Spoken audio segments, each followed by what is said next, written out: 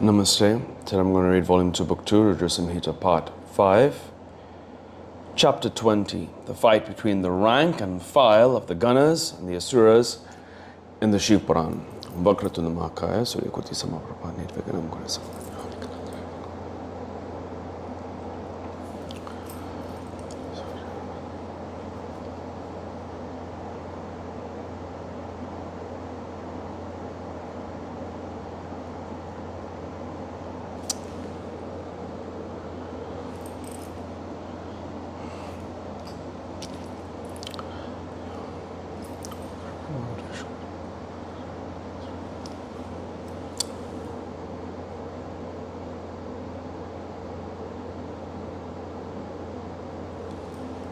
Hari Om Tat Sat.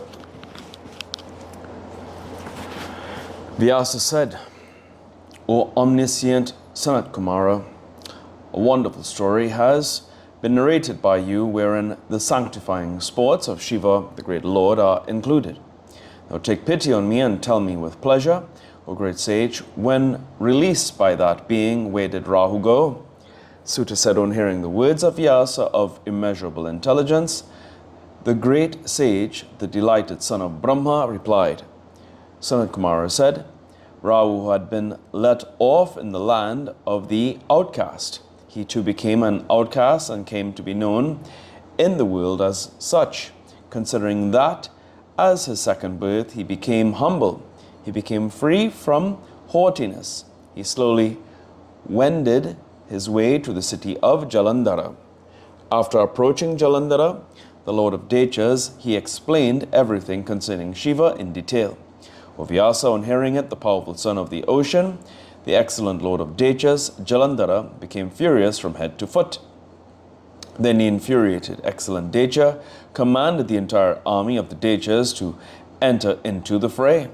Jalandhara said, let all the Asuras such as Kalanimi and others set out with their entire divisions. Shumba, Nishumba, and other heroes, the descendants of Kotivira, the Skyans of the family of Kambu, Dorhidas, Kalakas, Kalakeyas, Mauryas, and Daumras. Let all these start for the fight. After ordering thus, the Lord of the Asuras, the valorous son of the ocean, set out quickly, accompanied by crores of Dechas.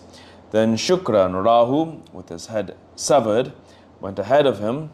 In his quick, jerky movement, his crown became dislodged and fell on the ground. The sky was entirely enveloped by clouds, as in the rainy season. Many ill omens occurred, portending great slumber. On seeing his enterprise, the gods, including Indra, went to Kailasa, the abode of Shiva, without being observed. After going there and seeing Shiva, the gods, including Indra, bowed to him with stooping shoulders. They joined their palms in reverence and eulogized. The gods said, O great Lord, Lord of the gods, O Shiva, the merciful, obeisance be to you. Save us who have sought refuge in you. O Lord, we are very much distressed by this harassment. All, including Indra, are disposed and compelled to stay on the earth. O Lord, how is it possible that you do not know this adversity of the gods? Hence, in order to protect us, please kill him. O Lord Vishnu, who was assigned by you the task of protection, is now unable to protect us. He is also subservient to him and stays in his mansion along with Lakshmi. All of us, gods, stay there, obeying his behest. O Shiva, we have approached you unobserved by him. That powerful son of the ocean is coming hither to fight with you. O omniscient Lord, you shall kill Jalandhara in the battle without delay. Save us who have sought refuge in you. Sanat Kumara said, after saying this, the gods, including Indra, bowed to him and stood humbly glancing at the feet of Lord Shiva. On hearing the words of the gods, the bull-bannered deity laughed. He called Vishnu immediately and spoke these words. The Lord Shiva said, O great Vishnu, the distressed gods harassed by Jalandhara have sought refuge in me. O Vishnu, how is it that Jalandhara was not killed in battle by you? Leaving off your own Vaikunta, you have gone to his mansion. As I wanted to be free and sportful, I had appointed you for the protection of the good and the curbing of the wicked. Sanat Kumara said on hearing the words of Lord Shiva. Vishnu replied humbly, bowing down with palms joined in reverence. Vishnu said he was not killed in war by me because he was born of a part of yours. Moreover, he is Lakshmi's brother. Please kill him. O Lord of the gods, he is very powerful, heroic, and indefatigable. By all the heaven dwellers and others too, I am telling you the truth. In fact, a war was fought with him by me in the company of the gods. But my strategy was ineffective in regard to this great Danava. I told him I am delighted with your valor. Tell me the boon you wish to have. On hearing these words of mine, he chose an excellent boon. O great Vishnu, please stay in my mansion, subservient to me along with my sister, the gods and myself. So I went to his mansion. Sanat Kumara said on hearing the words of Vishnu, Lord Vishnu, who is favorably disposed to his devotees, laughed and said, delighted and sympathetically. The great Lord Shiva said, O Vishnu, foremost among the gods, please listen to my words attentively. I will kill the great Decha Jalandhara. There is no doubt about this. Go back to your abode fearlessly. Let the gods too go back without fear and hesitation, considering the ruler of the Asuras already killed. Sanat Kumara said, on hearing the words of Lord Shiva, the Lord of Lakshmi immediately went to his abode without doubts along with the gods. In the meantime, O Vyasa, the valorous king of the Dechas, went along with the well-equipped Asuras to the outskirts of the mountain. Accompanied by a vast army, he laid siege to Kailasa. He stood there like the god of death, roaring like a lion. On hearing the tumultuous roar of the Dechas, Lord Shiva, of great sports, the destroyer of the wicked, became very furious.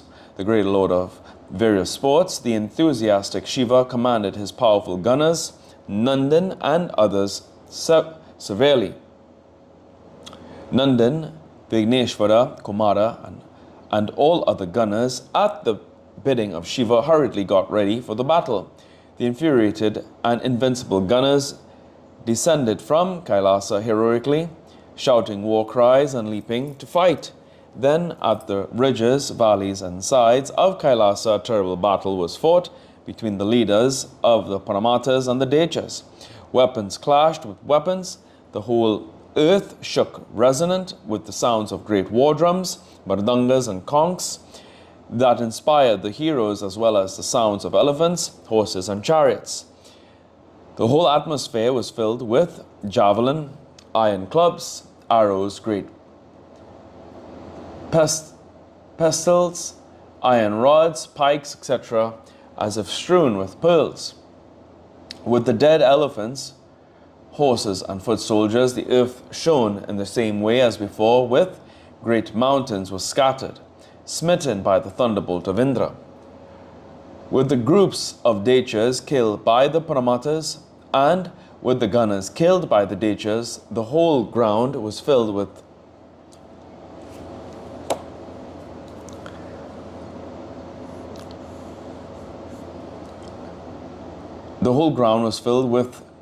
suits, flesh, and streams of blood. It became so marshy as it became impassable. With the power of Sanjeevani, Bhargava resuscitated the forces of the Dechas, killed by the Paramatas in the battle again and again. On seeing them, all the gunners were agitated and terrified. They intimated to the Lord of the gods what Shukra did. On hearing it, Lord Shiva became terribly furious.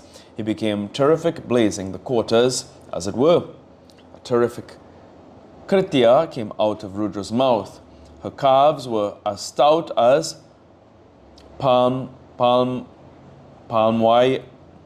palmyra trees.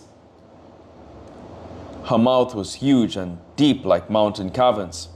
With her breast, she crunched huge trees. O excellent sage, she rushed immediately to the battleground. The terrible Kritya roamed the battleground, devouring the great Asuras. Fearlessly, she rushed amid the battlefield where Bhargava was stationed, surrounded by the leading Dechas. O sage, she enveloped the whole sky with her terrible brilliance. She split the ground. She trod. She stuffed Bhargava into her vaginal passage and vanished in the sky. On seeing Bhargava seized, the invincible armies of the Dechas became dejected and faded in their faces. They fled from the battleground. The army of the Dechas became scattered and split in their terrific fear of the gunners like bundles of grass, split and scattered when blown by the wind. On seeing the army of the Dechas thus dispersed and frightened of the gunners, the leaders Shumba and Nishumba and Kalanimi became infuriated. All the three powerful Dechas obstructed the army of the gunners, showering arrows like the destructive clouds in the rainy season. The volleys of arrows discharged by the Dechas enveloped all the quarters and the atmosphere like huge swarms of locusts. They shook the host of gunners. Split by hundreds of arrows, the gunners shed streams of blood. They resembled the red kimsuka flowers of the spring season. They did not know what to do. On seeing their army thus shattered, the infuriated leaders Nandin, Ganesha and Kartikeya hurriedly checked the rushing Dechas. Footnotes.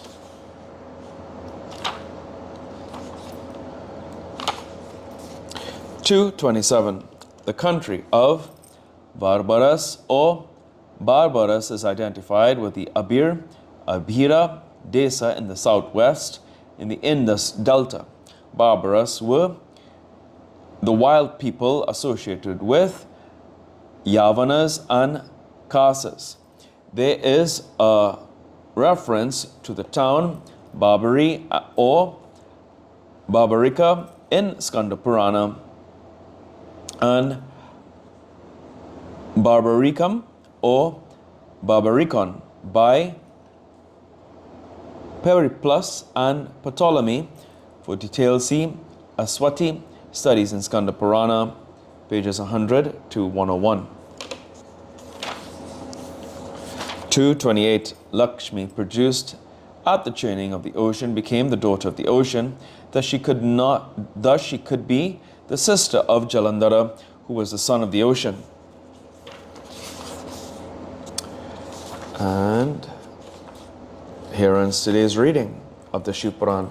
Om Prabhu Prananatam, Vibhum Veshwanatam, Jagannatanatam, Sarantabhajam, Bhutiputam Boeshwaram, Bhutanatam, Shivam Shankaram, Shambhu Meshanam, Om Kapurakaram Karanapataram, Sansara Sara Bhujagendra Hadam, Sadavasantam Ridyar Vinde, Bhavam Bhavami Saitam Nam. Samsam Drama Chams Pushti Varanam or Vara came other Mensham Taswa.